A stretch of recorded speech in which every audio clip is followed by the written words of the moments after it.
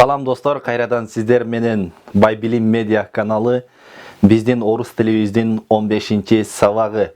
15-чи сабагыбыз этиштин учурчагы жөнүндө болот.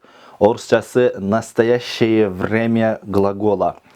Орус тилинде учурчакты жасоо үчүн совершенный жана несовершенный виддин билишибиз керек болот. Учурчак орус тилинде несовершенный видден жасалат. Мисал үчүн опоздает жана опаздывает. Опоздает совершенный вид, не опаздывает несовершенный вид болот. Демек биз экинчи жагынан жасайбыз. Несовершенный видден жасайбыз. Учурчакты жасоо үчүн эң алгачкы биз этиштердин этегине карап көрөбүз, уңгунун этегине карап көрөбүз. Эгерде этиш ать, ять деген мүчө менен аяктай турган болсо, мисал үчүн опаздывать этегинде ать деген эме менен аяктап жатат. Мисал үчүн жана ятька мисал келтирсек, доверять. Эгерде ать, ять деген мүчөлөр менен аяктай турган болсо, анда биз демек я, ю, ты ешь, он, она, оно ет, мы ем, вы ете, они ют. Мисал үчүн, я опаздываю, опаздываю. Демек этегине мен дегенде ю коебуз. Мен кечигип жатам. Ты опаздываешь, сен кечигип жатасың. Он опаздывает, она опаздывает, оно опаздывает. Ал кечигип жатат. Мы опаздываем. Биз айтканыбызда ем деген мүчөнү коебуз. Биз дегенде мы опаздываем, биз кечигип жатабыз. Вы опаздываете, силер кечигип жатасыңар. Они опаздывают, алар кечигип жатышат. Башка этишти алып көрө турган болсок, эгерде этеги ать менен аяктай турган болсо, демек биз дагы жанагы мурда өтүп кеткен эреже боюнча учурчакты жасайбыз. Мисал үчүн понимать. Понимать. Я понимаю. Демек бунун этеги айтсы болуп аткандыктан биз ошон үчүн ю коебуз. Я понимаю, ты понимаешь, он понимает, она понимает, оно понимает, мы понимаем, вы понимаете, они понимают. Алар түшүнүп жатышат болот. Мисал үчүн проверять десек, этеги демек ять менен аяктап атат. Биз ушул жакталыш менен жактайбыз. Я понимаю дедик, я доверяю дейбиз эми. Я доверяю, ты доверяешь, он доверяет, она доверяет, оно доверяет, мы доверяем, вы доверяете, они доверяют. Демек, проверять десек, я проверяю, демек ю коебуз дедик. Анткени этеги айт жана ять менен аяктап атат. Бул жерде ять менен аяктап аткандыктан я проверяю. Демек ты дегенде еш деген мүчөнү коебуз. Ты проверяешь, он проверяет, она проверяет, оно проверяет, мы проверяем, вы проверяете, они проверяют. Деп они дегенде ют деген мүчөнү коебуз. Мисал үчүн сиздер дагы жактап көрсөңүздөр болот.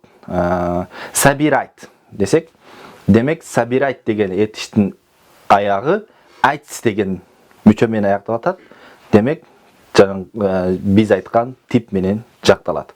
Мисал үчүн я дегенде ю коебуз. Демек я собираю. Этегиндеги ты менен мягкий знакты өчүрөбүз.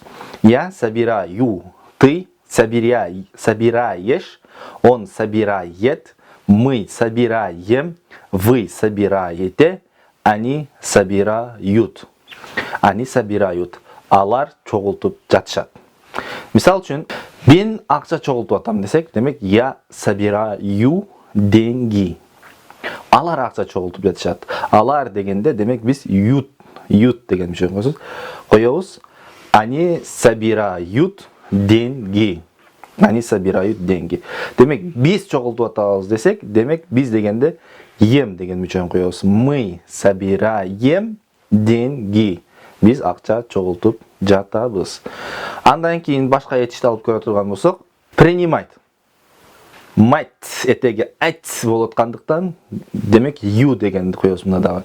Я принимаю, ты принимаешь, он принимает, она принимает, оно принимает, мы принимаем, вы принимаете, они принимают. Они принимают. Алар кабыл алып жатышат.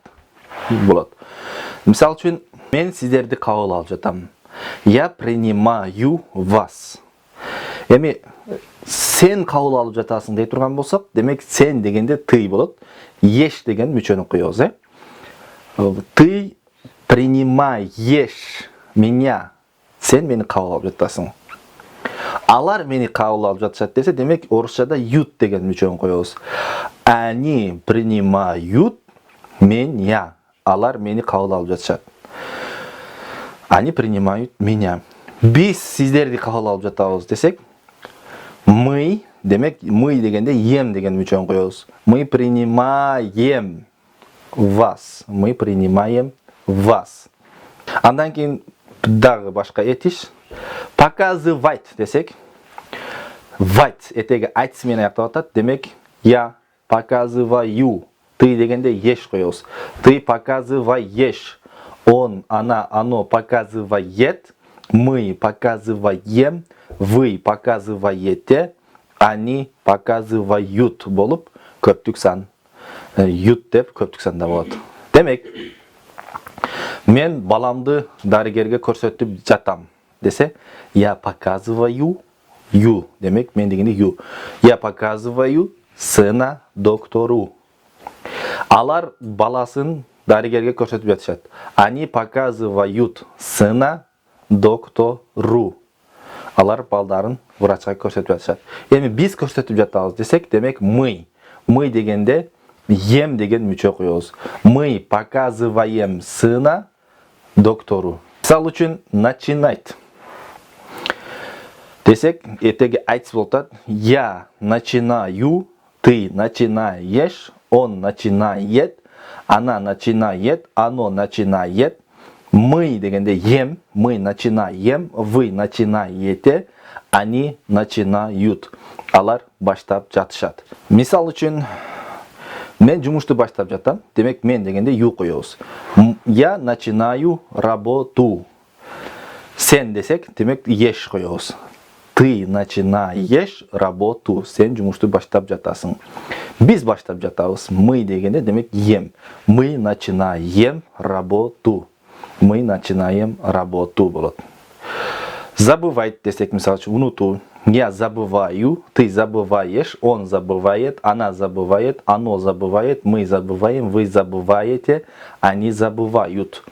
Көптүгүндө. Демек, мына ушинтип, ушул жолдор менен жасалып кете берет. Урматтуу орус тилин үйрөнүүчүлөр, эгерде сиздерге сабак пайдалуу болгон болсо, сөзсүз лайк басып, комментарий жазып, башкалар менен бөлүшүп коюуну унутпаңыздар.